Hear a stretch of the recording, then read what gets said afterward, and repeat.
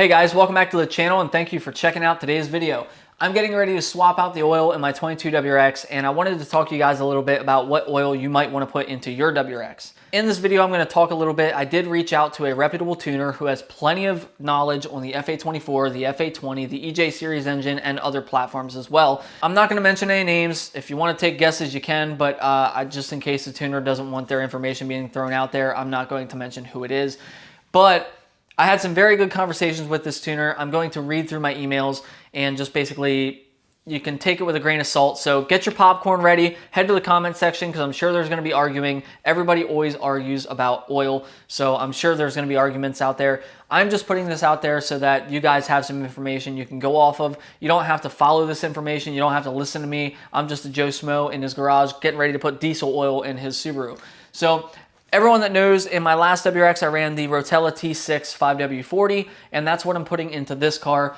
And I don't want to argue about whether or not you should put Rotella in your car. I want to argue the oil weight. And that's what today's video is going to be about. So I'm going to pull up the emails that I exchanged with this tuner, and I'm going to just kind of read them to you, let you guys kind of decide yourselves what you think about it. And from there, it's all on you. The information will be out there. So I'm going to pull my phone out. I'm going to go through the emails that I have with this tuner, and we'll talk a little bit about kind of what he recommended to me, and then we're going to change the oil. So the first email that I sent out to this tuner, I said, hey, sorry for reaching out without purchasing a tune, but basically I bought a VB chassis WRX and was wondering, would you recommend running 5W40 oil in the FA24? My previous tuner recommended I run 540 in my FA20, and so I just wanted to double check, make sure that is something that would still be good to run in the 24. I basically already knew the answer, but the tuner replied, I actually had 5W40 in mind the day after I bought it, and I currently have 10W40 in it now. Oil viscosity has nothing to do with the engine bearing clearances, etc. Everyone says that the engineers designed them to use lower viscosity oil, and that is nonsense. Every manufacturer didn't magically decide to make design changes to their engines and tell everyone to run 0W-20 oil at the exact same times. The original manufacturers are now required by law to recommend it, along with other longer oil change intervals. So the tuner goes on to say that the oil viscosity you choose to run should be based on the climate that you live in, which makes sense. And also the type of driving that you do. The lowest temperature last year where I live was 45 degrees. There's no reason I need to run a 0W oil in that when it is good to negative 30 degrees. So the tuner is basically saying 0W-20 oil is only good for up to 75 to 85 degrees Fahrenheit. And if it gets hotter than that, which a lot of places do, especially the southern states, you should be running a 40 weight. And when you live somewhere where it's not freezing cold all the time, 530 is a much better option. So then they go on to say that they're running 10W40 in their other platforms as well. So I reached out, I thanked them for the email. I told him I appreciate everything.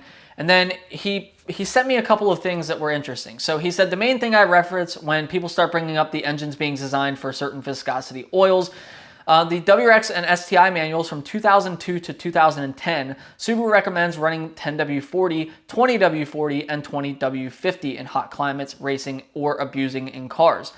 In 2011, all references to specific higher viscosity oils were gone. He goes on to say, do you know what changed? January 1st, 2011 is when the first EPA lower viscosity oil law went into effect. So now we're down to 0W-20 oil, and in the next 2 to 4 years, the recommendations are going to go down to 0W-16 oil and then 0W-8 oil. So I was like, hey, I'm going to share this with some people. I want to get this out to the public so people can make the right choices. He basically said, it's because of the fuel economy and less oil waste. So I kind of already knew this, but he says thinner oil equals less work for the engine. So you're getting 0.5% better miles per gallon. And if you tell millions of people to change your oil at every 10,000 miles instead of every 3,000 miles, that's billions of gallons of less waste oil to deal with. 0.5% increase in miles per gallon is just stupid. Meanwhile, a 22 WRX is 600 pounds heavier than a 98 WRX or a 2.5 RS WRX. So if they force the OEMs to make the cars lighter by using carbon fiber, titanium, 3D printing, etc., they could get 5 to 10% better mileage and not have to use crappy oil. Subaru already had engine problems. They've had 5 to 6 class action lawsuits brought against them against engine failures due to inferior design and quality. 020 oil is supposed to be used up to 75-degree ambient temps. So all the 22 WRXs in Arizona, New Mexico, Texas, Nevada, California, etc. in the summertime, when it hits 100 to 120 degrees outside, they're going to knock like crazy on crappy 91 octane, no bearing protection because the oil is so thin equals spun bearings. It's kind of crazy to think about. So the 020 oil is only supposed to be used up to 75 degrees ambient temperature. That's kind of wild. Especially when you see that Subaru was recommending a much thicker oil viscosity in the past. Given all of that information, I chose to run the 540 oil. If you're curious why I am running the Rotella, the reason is my last tuner recommended the Rotella T6 oil because it's high in zinc and it doesn't break down as much, so that's why he recommended the 40 weight. So you can research oil all day long. You can get oil analysis tests done all day long and decide your favorite brand of oil. But I just wanted to talk a little bit about the weight of the oil. So I'm going to be draining out the 020 oil that comes factory in the car and comes recommended in the car. And I'm going to be putting 5W40 oil in it. A lot of people are going to ask, well, if I do that, am I going to void the warranty? Who knows? Honestly, who knows? Maybe, maybe not. I guess it depends your dealership and who you're dealing with. But I would imagine they could deny the warranty if they could somehow prove that you put unrecommended oil into the engine. The likelihood of it, I really don't see that being a problem. I think there's a million other things that they would deny your warranty for before they would actually look into what oil you put in the car, if I'm being honest. But it's hard to say. They could deny it because of oil, but that's it. So my old tuner's argument with the 540 was that as the 540 starts to break down, it's going to become more like a 530 weight oil. So imagine your 020 is breaking down and it becomes like a 010 oil. It's just a little crazy. You know the nice thing about the new WRX? At stock form, I honestly could probably change the oil without even lifting the car. I just want to make sure that I have enough room to get somewhat of a camera angle down there.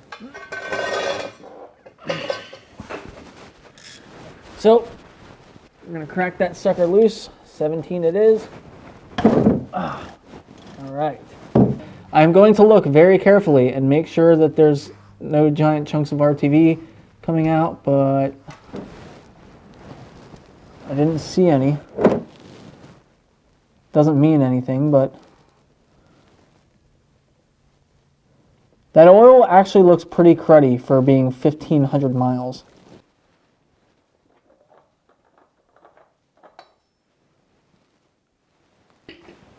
Take a shop rag and just clean any dirt off of this. Don't expect this surface to be clean. Like if you see dirt in there, it's probably from the outside. It's probably not from the filter.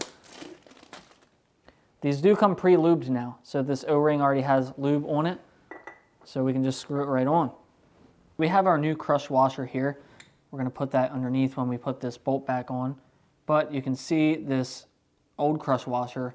A lot of times I'll take a razor blade and use that to get underneath of it because they're sometimes tricky to get off. But there you have it. There's the old crush washer, and we can install the new one. It should go on like this.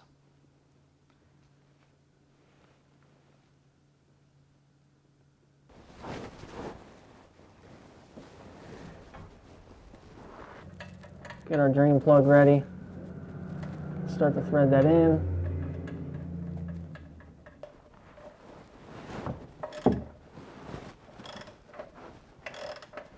You'll feel the crush washer being crushed, and then you'll feel it get tight. And that should be good.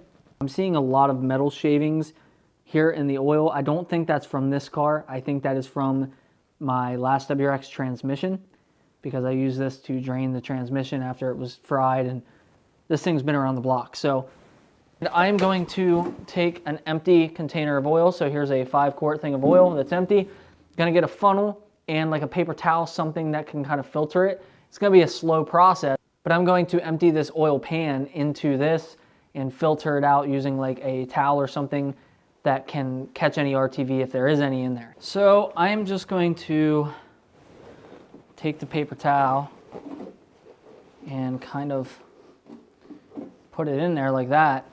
it might be worth it just to see what we get.